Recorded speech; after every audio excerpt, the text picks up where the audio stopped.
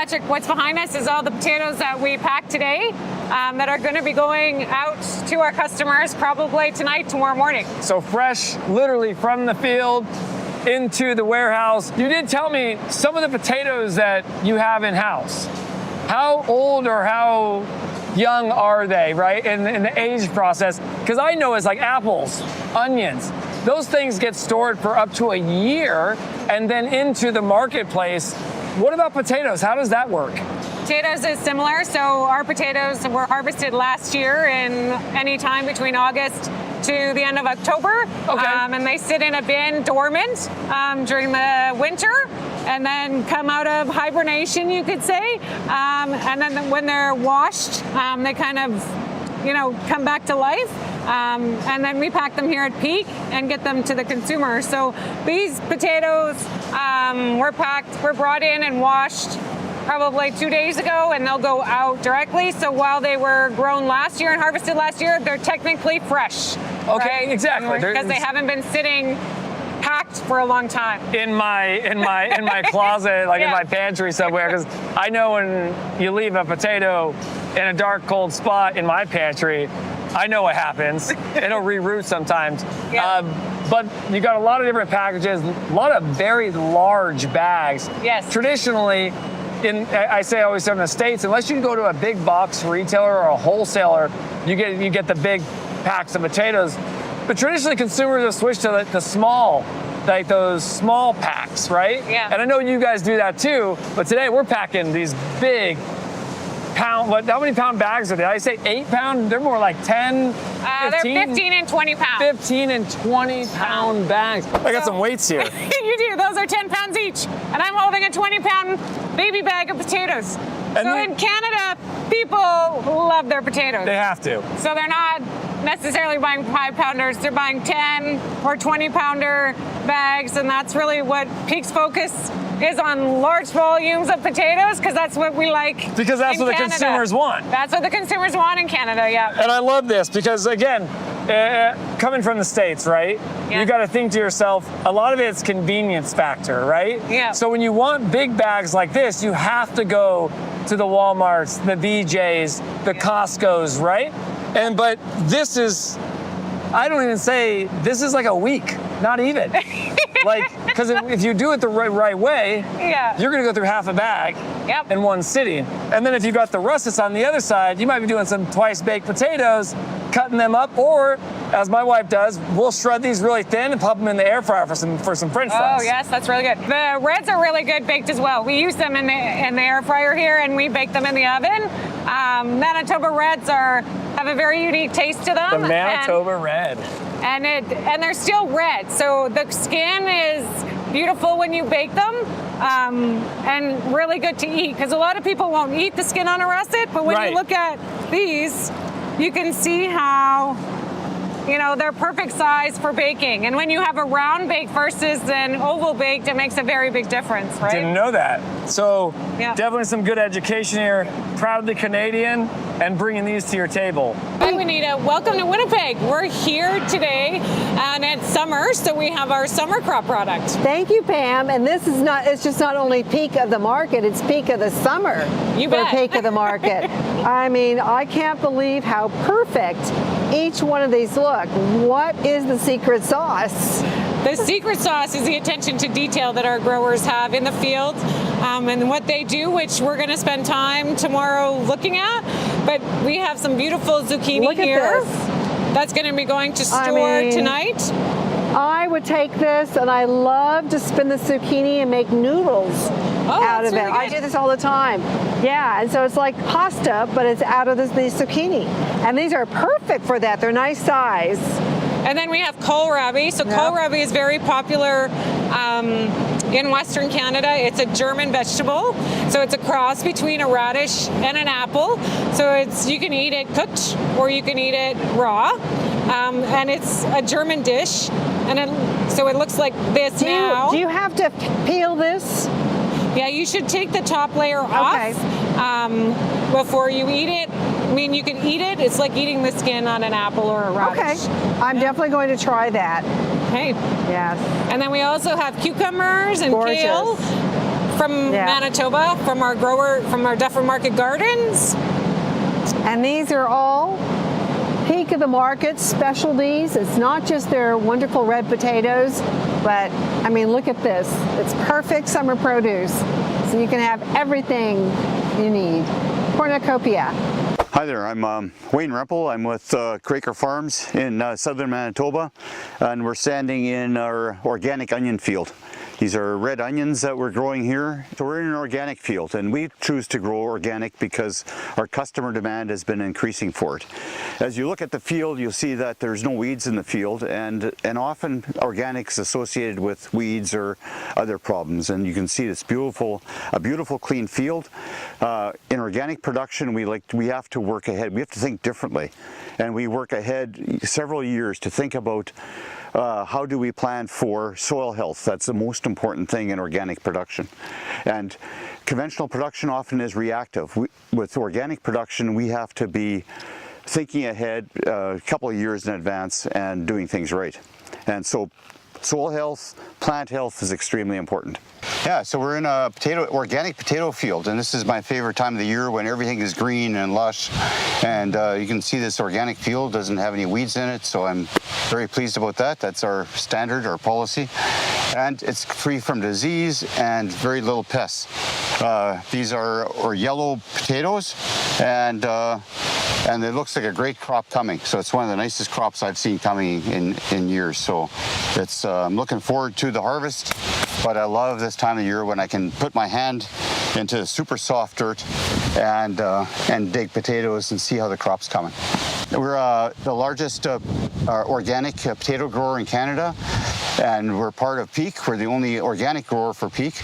And we're a great group of potato growers that love working together and love servicing, shipping all over North America. We love having Quakers part of our grower group at Peak and being able to offer, all of the specialty items like organics, potatoes, as well as onions, which we saw earlier, and creamers, which we haven't seen today, but are out in the fields here in southern Manitoba. So these are onions that are just starting to bulb, and it's great to see this time of the year. It's the kind of time of year when onion is starting to bulb. I look at these onions and I see beautiful, clean roots that don't have any pink on it, which is a disease that often happens. The leaves are really healthy, which is the factory for producing the bulb, and so we love seeing these beautiful leaves this time of the year.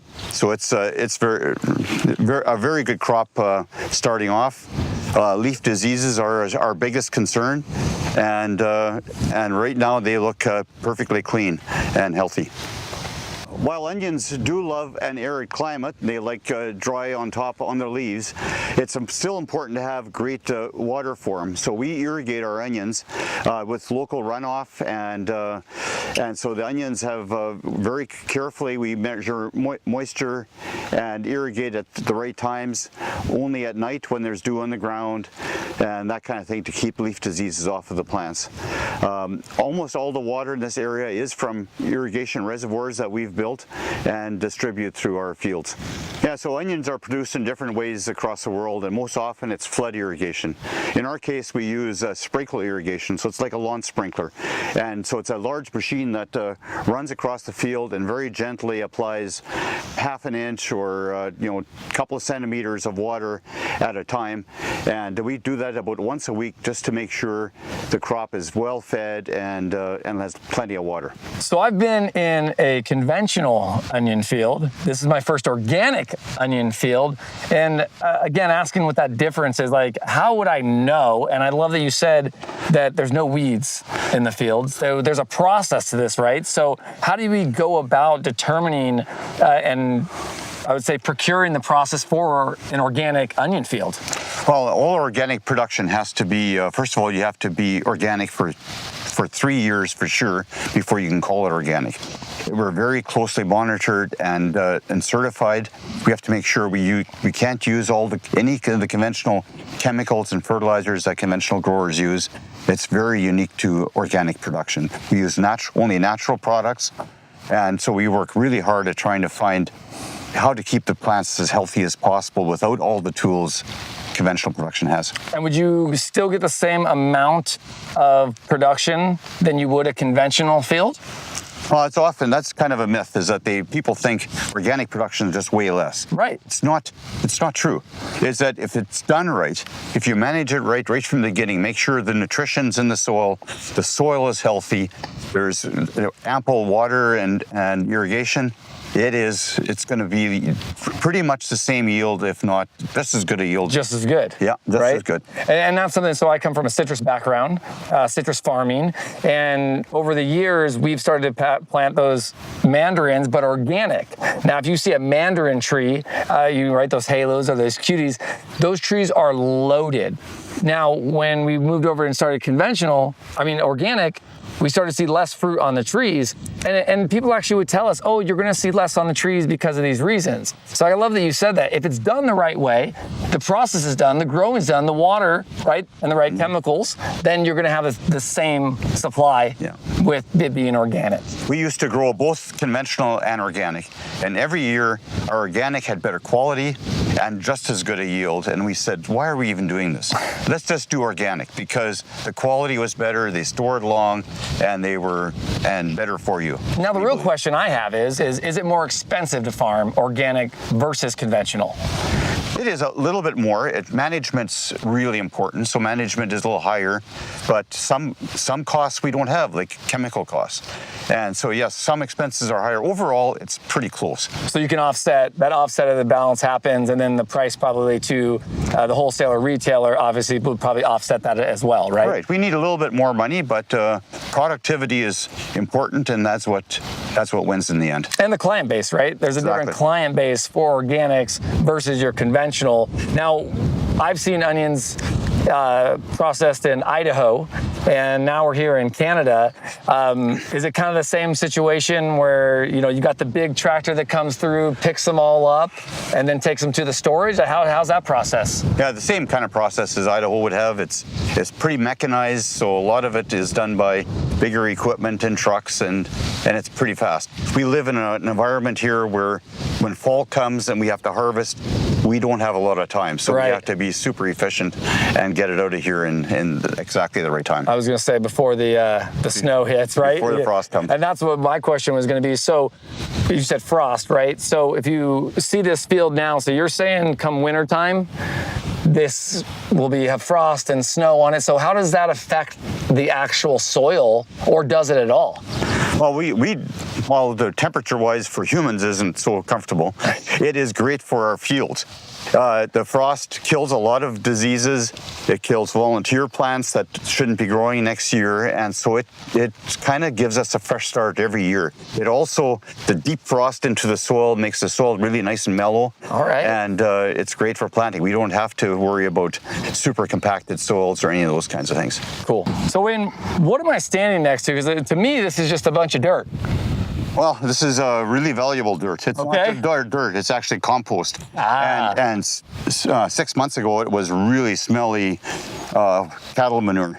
And we turn it, we monitor it carefully, just the right temperatures, and it breaks down into beautiful, sweet-smelling compost. This is essential for our organic production. So, like you said, a few months ago, you wouldn't be sticking your nose in that. You wouldn't be anywhere near this place because it'd be so bad. But it would be. But aerating it, putting oxygen into it, letting it heat up and naturally decompose is what makes this very healthy. And it kills the diseases that might be in there, and provides stability to this product. That's what I was going to ask. So by this compost, you're going to put this back into the fields when you go to replant for the next season. Yeah. So this is what we put onto our fields just before our vegetable rotation. We have three different years in our rotation. The first one is planting potatoes and onions, or onions. The second year is a cash crop like our hemp. We have hemp on this field.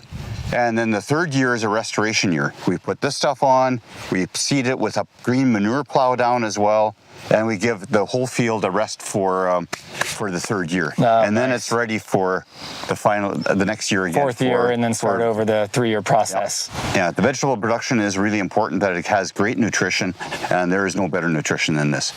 Marlon, it's great to be here. I mean, last time we were together, we were in Canada, but we were in Montreal. And then before that, we saw each other at a different trade show. So from trade show to the field. I love it. It's great. It's nice to be in the field together, isn't it? Listen, one thing I love is that, when different fields, different regions have different soil. One of the things I love about this is new soil to me. I have not seen soil like this. From the clays of California to the sandy soil in Florida, 100% different right here. And you were saying, first of all, let me stop and say this. I had no idea this was a potato field. So from the average eye driving across the road, I would never have known. Flowers, you got red or purple, and is it white or yellow? Yeah, it's white. And that determines the color of the potato? Well, sometimes. So when you look at a field like this and you'll see two different color flowers, that'll indicate a variety difference. Okay. So the red potatoes here have pink flowers.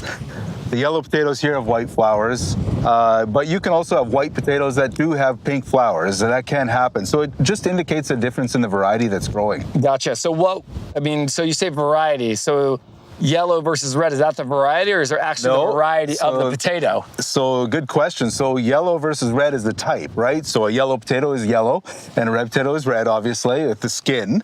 But within those types of potatoes, you can have many, many different varieties as well. So on our farm, we're growing about 20 different varieties and 4 different types of potatoes. Gotcha. And what would be one of those types if I was a consumer, or would it be that russet? Is that a variety?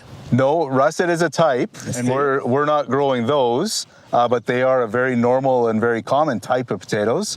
So the types that we're growing are red, yellow, fingerling, and chip potatoes for the chip market. Oh, I love it. I love it. Who doesn't like a good chip coming directly off the field too, right? I mean, you can't beat that.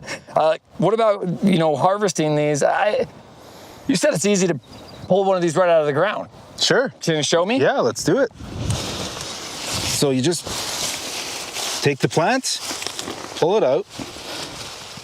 Now, when we actually harvest them, obviously we're using machines that'll shake them off the vines, separate the dirt and the potatoes. Let me see this. From that. But it's just to dig them up, it's easy. And then there's always a few left in the hill. So, we get our hands in there, get our hands dirty, and see what else we can find, right? So if you didn't know how potatoes are grown, look at this. And then you would just pluck this from the plant? Well, the machine is gonna go in the ground and pull them out over a series of chains and belts that'll separate the dirt and the plant from the potatoes. And what you hope is to only put the potatoes in the truck with nothing else. Makes sense. Yeah. Right? So not too much, I would say, manual labor in the fields picking these out of the ground. It's a lot of innovation, machinery, bringing it back to the shed. And then there's a lot of, I would say, innovation and machines in the shed too, right? A lot of equipment. Definitely. And I mean, in the 65 years that our company has been growing potatoes, it's changed dramatically. But definitely innovation, automation are things that we're always looking at for sure. Yeah, to make the processes as simple and as gentle as we can. Hi, I'm Brent Dirksen of Hesper Farms, and we're at a sweet potato field. Brent, thanks for having me out at the field. This is my first sweet potato field that I've ever been in. Nice. So it's a good first one then. This is new for me. I saw a potato field earlier, and now sweet potatoes. Mm-hmm. So why sweet potatoes over regular potatoes in this specific area? Well, it's a tropical plant, and so it likes a lot more heat units. And here in southern Manitoba, we got a little bit more heat units. And so, Peak of the Market a couple of years ago, they tried a field trial, and it actually worked pretty successfully there. And so we decided that we should try it out as well. Is working out great? Or good? Good. I would good say to good. great. Starting out with good. Just constantly getting a little bit better every year by year. And so this year it looks better than it has before. Now I heard, I would say through I'm going to use the grapevine, that some of these sweet potatoes can grow up to like 7 pounds, like the size of a baby. Yes. Wow. Yeah. The specific variety that is intended for Canada, it's been bred to be in Canada, and so we planted it on most of this field here, and it can grow that big. Yeah. Wow. I don't think I've ever seen a 7-pound sweet potato in the store. No. But I'd probably go for it. I mean, when you see the papayas out there, I mean, I could go for a big sweet potato. So if you think about sweet potatoes, and I love sweet potatoes, and traditionally you pick it up from the store, you're supposed to put it right on the countertop, am I right? Or how do you store sweet potatoes once you buy them? So I would put them downstairs, probably in a colder environment, not much sun. So keep them away from the windowsill. Yeah. Like opposite if you're trying to ripen an avocado. Exactly. Right? Yeah. Put them downstairs, nice and cold. So how many acres do we have here? This is 26 acres here. And what made just besides the fact of peak of the market having that trial, obviously there must be good returns on the land, right? What about like water, irrigation? How does that all play into the sweet potato versus some of the other crops that you do? They're kind of like potatoes in regards to irrigation. Here we actually have drip irrigation. Okay. And so we got some drip lines under our feet right now. Oh, nice. And so it could be irrigating right now and you wouldn't be able to tell. So Brent, being third generation, yep. You know, what's your favorite part about growing sweet potatoes? And then also, like, what are the challenges of growing a sweet potato? Yeah, something that I like. It's kind of my own thing, but it's also kind of a new thing. So every problem is my own. I have to kind of figure it out myself. I like that. And then what was the second part? The challenges, right? Like, think about the challenges. I mean, obviously, it's like entrepreneurship, right? You're building something from scratch. Mm-hmm. You see all the opportunity. Yeah. But we know there's roadblocks in the way that we have to overcome. Yeah. So no one else around here has done it before. Nobody. And so kind of every problem that I face, there's not really anyone I can talk to about what I should be doing different or stuff like that. I kind of have to face the problem by myself and try to implement different things and see if that worked that year. So a little R&D, right, on yourself, right? And then I would say, kind of like the mad scientist, just writing notes, drawing, and trying to figure it out through trial and error, right? Yeah, exactly. Which is kind of cool. And then as farmers, right, growers, packers, shippers, that's what we do, right? I mean, yeah. I come from the citrus background, and it was funny because I was telling Pam earlier is that in the citrus world, we used to use old potato baggers, right? And we would I would say have our maintenance team reconstruct some of these potato baggers, and we use them for our citrus lines, right? Yeah. So it's some of those things that you got to innovate, right? And you got to be creative to do these types of things, right? You can't just be I always say this, can't just be an investor coming in and thinking we're going to make money on everything. There's an art, there's a science behind all of this. Yeah, an example is our transplanter. It's an onion transplanter, actually, and we use it for potato or sweet potatoes. And then our harvester is also a potato, it's a potato harvester, and that we transformed. And we've got great employees that transformed into a sweet potato harvester that works for us. Okay. Now my question here is, and I know these probably aren't able to be picked. How do you go about picking these? Is it machine or is it by hand? I know you said machinery, but so all this is picked by machine? So we got a 2-row machine that'll put them into. We have people in the back of the machine that'll put them on top of a conveyor, and that conveyor runs, and then there's a box at the back, like a box that can hold like 2,000 pounds. Wow. So a big wooden box, and it'll go into those, and we put those into the storage. Okay. And how much storage normally, and now with the sweet potatoes, if you think of sweet potatoes, how long can they be stored for before they hit the shelf or before they're processed? They have to be probably 1 month. Okay. But we can hold them up into probably like a year. Oh, wow. Yeah. So the same thing with potatoes, apples, onions, right? Exactly. Kind of in the same boat. Yep. Now the crops, I've been to a few different crops today. There was sprinkle irrigation. The sprinklers, there's flooding, and then I have not seen, I can't see it, but you said that there's drip irrigation underneath. Yeah. So again, I know you, because if I ask the question of how do you know if it's working or not, right? Well, the plants wouldn't grow. Yeah. But is that a challenge as well with having the drip irrigation underneath the ground, or is it better for the process? I would say that it's better. What we're able to do is, well, a sprinkler irrigation would kind of flatten the slips a lot. And then this field is also not wide enough for like a lateral or a pivot. To go and so through. it kind of works perfectly that we have for smaller length or smaller width, and then Okay. that works for drip irrigation. That Now- works pretty well. How long, now what if we were to look at this 26 acres behind us, when will these be ready? That they're smaller plants right now. What does production look like? Yeah, so we start harvest in October, and then we'll harvest it then. We'll put them into a storage, and we'll start curing them. And so the curing process is you put them into a storage at 85 degrees Fahrenheit or like 30 degrees Celsius. Okay. 100% humidity. Woo! And you're about to pump up the heat. And then you sit them there for like 5 days, and then you cool them off into like 55 degrees Fahrenheit. Very interesting. And then it's ready to ship after that. Okay. So in the citrus world, when we start our crop at the beginning of the season, we'll do the same. We'll put them in our dry rooms. We'll turn the humidity up, and then we'll pump ethylene in there to get the color to turn right.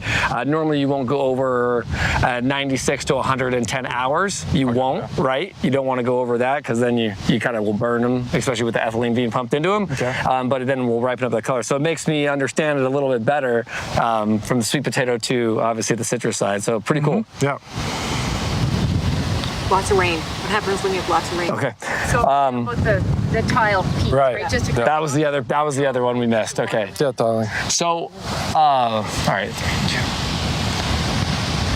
So with rain, if rain hits this, if you get an excess amount of rain coming through, I've learned here that a lot of flat ground as well. So having to, I would say the excess water, like what happens? Yeah, and so on all of our fields, we have a drain tile.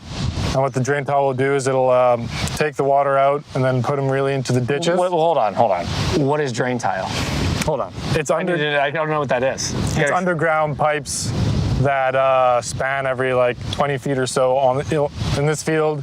Those fields, you can't see them, but so when there's excess rain, it'll go down there, it'll get flushed to the ends into the ditches, and it kind of really helps mitigate a lot of losses we would get from That's excess what I was going water. to ask, yeah. So if there was excess water, you're saying no difference in the sprinkler, it would flatten the ground. Same thing with the, if it get too much precipitation, it's going to ruin the crop, right? Yeah. And because of that, it helps increase or keeps the yields of the crop the same, or if not better, draining all the rain. Yep. It's awesome. Hi, my name is Tim Rook. I'm with Dufferin Market Gardens. We're a grower for Peak of the Market, and we're standing in the middle of a cabbage field. We grow a lot more crops for Peak of the Market, including kale, kohlrabi, zucchini, cucumbers, peppers, jalapenos. Tim, thanks for having me out here. This is my first time seeing cabbage, kohlrabi. I got to see the jalapenos and just the peppers. Just really excited to be out and seeing, what Canadians grow very proudly. So thanks for having me out here. No problem. Welcome. Hey, what I want to know is though, what's the passion behind this? What makes this this tick? Why did you decide to grow cabbage? Well, I guess one of the big reasons is my dad started this farm back in 1995, thereabouts. And it's something I kind of always wanted to do, but it wasn't really big enough to join. So I think everybody deep down wants to farm. 100%. And it's a way of connecting yourself to like just basic reality. You're not stuck in an office somewhere. You're stuck with like real commodities, feeding people real things. And yeah, it's just really cool. Yeah, I always say like we're in the business of living organisms, right? I mean, this is something that lives, and then when we eat it, Yeah. it dies, right? And as soon as you pick it as well, right? As soon as you pick, what happens? It starts to break down, right? Like you say, it's a living organism, so that's good and bad, right? Yeah, 100%. I mean, obviously, there's a shelf life to a lot of things, and some are a lot shorter than others. Like zucchini is, a couple weeks and it should be on your plate, whereas cabbage can last for 3 to 6 months. So It's pretty cool. Definitely a big disparity there. So what's with you have an engineer background, I've heard, and you know you're in development of some really cool things as well for the farm. How are you going about innovating for the farm and keeping this, you know, for the next generation? I guess one of the biggest drivers for it is just need. So when I came here, like I've been on the farm now for 6 years, and when I came, I didn't have any idea what I would be doing. Like I didn't even know how to farm really. So a lot of that I've learned from my dad, and then as we've grown, then we've looked for ways where, because labor itself it's really hard to find people to work on the farm, and it's also expensive, and the cost of vegetables has not gone up too much, which is a good thing for people, but for us it puts a lot of pressure on. So we're forced to look for ways to improve how we do things and make things more efficient. Makes sense. And also just keep the quality up and that sort of thing. You know, I was telling someone the other day, I was going through like a history lesson, and I was like, hold on, just bear with me for a little bit. And, you know, from the States, if you look at it going all the way back, you know, to 1848, right? If you go all the way back to where like the gold rush happened, but you go to the American farmer, you know, over 50 to 60% of people were farmers. Right? Yeah. And now today, we have less than 4 or 5% of people that are actually farmers as their careers, their jobs. And you're seeing 3rd, 4th, 5th generation farms going out, right? I mean, real estate, I always say like real estate's very, very lucrative when they come to say, hey, we will take all this land. And, you know, in farming, in citrus, where we come from, sometimes it's that 3-year rotation. Sometimes you make money 1 year, and the other 2 years you're breaking even or maybe even taking a loss, right? Yeah. Because different things change, such as labor, such as water. All of these factors are included, right? So it's a tough industry, but I love what you said. I said it earlier at a potato field. I said, I got on the ground, I was feeling and touching the soil, and I said, there's nothing better than being connected to the earth like this. Yeah. Right? Oh, 100%. Like you're doing something real. Really? Yeah. And like it is like you say, back in the 1800s, that was what most people did, and it's partly mostly just to efficiency, but it's also like it's the basic thing that you need to do to survive is to eat. 100%. So, and if you go back, you know, I've got friends that are, their great-great-grandfather, you know, came over from the Netherlands, right, to New York, right, Yeah. and then they are still farming, but they said, you came here for what reason? They said, well, it's interesting because in the early days, he goes, we would have a farm and we would trade with our friends, right? If we had too much potatoes, we would go and barter with them. Hey, we'll take some of your squash, we'll give you some of our potatoes. And each person had like that plot of land. And you're right, it brings you back to efficiency, right? Community, and then again, growing something that's gonna be consumed and we need. Yeah. Food and water, right? Without that, we can't live. Yeah. Yeah, there is something cool about the old days where you could just farm your 2 acres and make a go of it. But now it's much more competitive. We're also competing against California. So it's tougher. Like we're forced to innovate and we're forced to keep up. But innovation, creativity, I believe, and ingenuity, right, is what sets farmers and ag apart from the rest of the world. Seriously. We might have the tech, we might have all that, right? But again, when it comes down to it, we're feeding the world. Yeah, 100%. When you think of summer vegetables, what do you think of? Well, most people probably think of cucumbers. I mean, obviously potatoes, but what about kohlrabi? I mean, what an earthy smell, an interesting texture, and a great item to put in your coleslaw. So, peak of the market, proudly Canadian, cucumbers, zucchini, potatoes, kohlrabi, and let's not forget the big beast behind us, as we said before, which is potatoes. Now, don't get me wrong, peak of the market is a lot more than potatoes. I see pineapples, I see carrots, and I see onions. Everything that'll fill the shelves right here and directly to you. Proudly Canadian,